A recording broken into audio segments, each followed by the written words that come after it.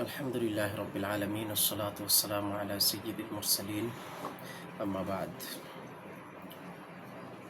প্রাপ্তবয়স্ক সুস্থ মস্তিষ্ক সম্পন্ন প্রত্যেক মুসলিম নরনারী যে 10 জিলহজ ফজর থেকে 12 জিলহজ সূর্যাস্ত পর্যন্ত সময়ের মধ্যে প্রয়োজনের অতিরিক্ত নেশাব পরিমাণ সম্পদের মালিক হবে, তার উপর কোরবানি করা ওয়াজিব। টাকা পয়সা, সোনারূপা, অলংকার, বসবাস ও খোরাকির প্রয়োজন আসে না এমন জমি, প্রয়োজন অতিরিক্ত বাড়ি, ব্যবসায়িক পণ্য ও অপ্রয়োজনীয় সকল আসবাবপত্র কোরবানির নেশাবের ক্ষেত্রে হিসাবযোগ্য হবে। আর নেশাব হলো স্বর্ণের ক্ষেত্রে 7.5 ভরি, রূপার ক্ষেত্রে 52.5 ভরি, টাকা পয়সা ও অন্যান্য বস্তুর ক্ষেত্রে নেশাব হলো এর মূল্য 52.5 তোলা রূপার মূল্যের সমপরিমাণ হওয়া।